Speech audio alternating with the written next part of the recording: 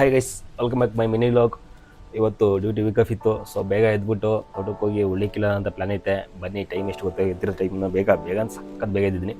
8:30 time.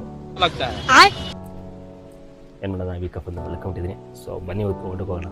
Gas ಮೇಲೆ tea ಇಟ್ಟಿರೋಂಗಾರೆ ಬನ್ನಿ tea ಕುಡ್ಕೊ ಹೋಗೋಣ. ಓ ಮೈ ಗಾಡ್, ಶಟ್ ಈ ಥರ ಆಗ್ಬಿಡ್ತಿತ್ತು ಇವರು. ಟೀ ಕುಡಿ ಅನ್ಕೊಂಡ್ರೆ ಖಾಲಿ ಓಕೆ, ಪರವಾಗಿಲ್ಲ, ತೋಟಕ್ಕೆ ಹೋಗೋಣ. Let's go. ಹಾಗೆ ಸೂರ್ಯನ ನೋಡಿಕೊಂಡು ಕಾಯ್ಕೊಂಡು ಬೈಕ್ ಎತ್ಕೊಂಡು ತೋಟಕ್ಕೆ ಹೋಗ್ತಾ ಇದ್ದೀನಿ. ಒಂದು ವಾರ ಆಗಿತ್ತು ತೋಟದ ಬಂದು. ಇವಾಗ ಬೇರೆ ಮೋಟ್ರ್ ಬೇರೆ ಕೆಟ್ಟೋಗೈತೆ, ಮೋಟ್ರ್ ಬಿದ್ದೋಗೈತೆ. ಅದನ್ನೇ ಎತ್ತಿದ್ರೆ ದಿನ ಬೈಕ್ ನೋಡಿ, ನೀರಿಲ್ಲ, ಮನೆಗಾಗುತ್ತೆ. ನಾನು ಬಂದ ತಕ್ಷಣ ವೆಲ್ಕಮ್ ಮಾಡೋದೇ ನಮ್ಮ ಕೆಂಚ ನೋಡಿ, ವೆಲ್ಕಮ್ ಮಾಡ್ತದೆ. ಏಯ್ ಬರ. ಹಣ್ಣು ಲಕ್ಷ್ಮಣಪುಲ ಹಣ್ಣಾಗೋಗೈತೆ, ಹಣ್ಣಾಗಿ ಬಿದ್ದೋಗಿದೆ. ಅರ್ಧ ಕೋಳಿ ತಿಂದಿದೆ. ಇಷ್ಟೊಂದು ತುಂಬ ಹಣ್ಣಾಗ್ಬಿಟ್ಟು ತಿನ್ನೋಕ್ಕೆ ಚೆನ್ನಾಗಿರಲ್ಲ. ಸೊ ತಿನ್ಕೊಳ್ರಪ್ಪ, ಬನ್ನಿ. ಹಾಗೆ ಮೇಳೆ ಹೊಲಕ್ಕೆ ಹೋಗೋಣ. ಅಲ್ಲಿ ಉಳ್ಳಿ ಕೀಳ್ತಿದ್ರೆ ಅಪ್ಪ ಅಮ್ಮ ಇಬ್ಬರು ಕೂಡ. ಸೊ ನಾನು ಸ್ವಲ್ಪ ಹೆಲ್ಪ್ ಮಾಡೋಣ. ಹಾಗೆ ನೋಡಿ, ಆವಾಗಲೇ ಅಪ್ಪ ಅಮ್ಮ 6 ಗಂಟೆ ಎದ್ದು ಬಂದು ಉಳ್ಳಿ ಕೀಳ್ತಿದ್ರೆ ನಾನು ಕೂಡ ಬಂದಿದ್ದೀನಿ. ಇವಾಗ ಜೊತೆ ನಾವು ಸೇರ್ಕ ಕೇಳೋಣ ಉಳ್ಳಿನ. ಹಾಯ್ ಗೈಸ್, ಸಿಟಿ ಹುಡುಗರು ಅಕಸ್ಮಾತ್ ಉಳ್ಳಿ ಕೀಳ್ಬೇಕಂತ ಬಂದರೆ ಹೆಂಗೆ ಕೀಳ್ತಾರೆ ಗೊತ್ತಾ? ನೋಡ್ಬಿಟ್ಟವರು ಬೆಳಗ್ಗೆನೆ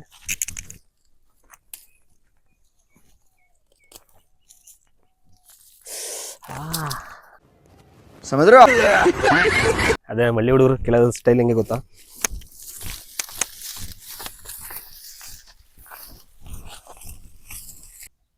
ಅಪ್ಪ ಊಟ ಹಸ ಇಟ್ಕೊಂಬತ್ತು ಒಂದು ಕಡೆ ಕಡಾಕ್ತಾ ಹಾಗೆ ಒಂಚೂರು ಮುಳ್ಳೊಡ್ದಿದ್ದು ಕೈಗೆ.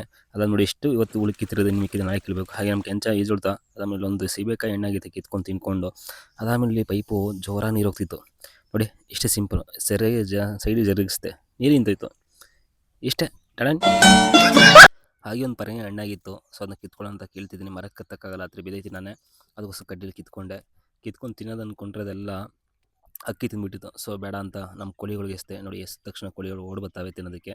ಸೊ ಅದಾದಮೇಲೆ ಒಂದು ಕೋಳಿ ಕೂತಿತ್ತು, ಮೊಟ್ಟೆ ಇಟ್ಟಿದೆ. ನಾವು ನೋಡೋಕೆ ಮೊಟ್ಟೆ ಇಟ್ಟಿಲ್ಲ, ಅದೇ ಇದು ಹೊಂಟಿತ್ತು. ಅದಾದಮೇಲೆ ಸ್ವಲ್ಪ ಮನೆಯೊಳಗೆಲ್ಲ ಫುಲ್ ಕಸ ಗುಡಿಸ್ಬೇಕಿತ್ತು. ಕೋಳಿ ಕಸ ಎಲ್ಲ ಅಂಡಿತ್ತು ತುಂಬ. ಸೊ ಗುಡಿಸೋದ್ಮೇಲೆ ನೋಡಿ ಮಂಕ್ರಿಗೆ ತುಂಬಿಕೊಂಡು ಇದನ್ನ ಎತ್ಕೊಂಡು ಹೋಗ್ಬಿಟ್ಟು ನಾವು ಒಂದು ಕಡೆ ಸ್ಟೋರೇಜ್ ಮಾಡ್ಕೊಂಡಿರ್ತೀವಿ ತಿಪ್ಪೆ ಅಂತ. ಸೊ ಅಲ್ಲಿಗೆ ಹಾಕ್ತಿದ್ದೀನಿ.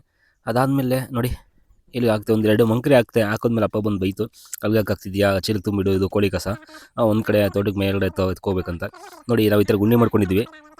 3 ದಿನಕ್ಕೆ ಒಂದ್ಸಲ ಅದರೊಳಗೆ ತುಂಬಿ ಇಟ್ಬಿಟ್ಟು 3 ದಿನ ಒಂದ್ಸಲ ತುಂಬ್ಕೊತೀವಿ ಚೀಲ ತಗೊಂಡು ತೋಟದೊಳಗಡೆ ಹಾಕ್ತೀವಿ. ಅದಾದಮೇಲೆ ಕೈಗಾಲ ನೀಟಾಗಿ ತೊಳ್ಕೊಂಡು ಒಂದು ಲುಕ್ ನೋಡ್ಕೊಂಡು ಹಿಂಗೆ ನೋಡು. 11 ಗಂಟೆ ಬಿಡುತ್ತೆ, ಹೊಟ್ಟೆ ಬೇರೆ ಕವಾಕೊಂದೈತೆ. ಬನ್ನಿ ಮನೆಗೆ ಊಟ ಚೆನ್ನಾಗಿ ಬ್ಯಾಟಿಂಗ್ ಮಾಡೋಣ. ಹಂಗೆ ಒಂದು ಸ್ಟಾರ್ ಫುಡ್ಸ್ ಹಣ್ಣಾಗಿತ್ತು, ರುಚಿಸ್ತೇವೆ. ಇವಾಗ ಮನೆಗೆ ಬರೋಷ್ಟು ಟೈಮ್ 11:30 ಆಗೈತೆ. ಬಾತ್ ತಿನ್ಕೊಂಡೆ. ಅಪ್ಪನ ಕೂಡ ಪಾರ್ಸಲ್ ತೊಗೊಂಬಂದೆ ಬಾತು ತೋಟಕ್ಕೆ. ಅದಾದಮೇಲೆ ಇಲ್ಲಿ ಅಪ್ಪ ಹೇಳಿತ್ತು ನಾವು ತೋಟಕ್ಕೆ ನೀರೈಸು ಅಂತ.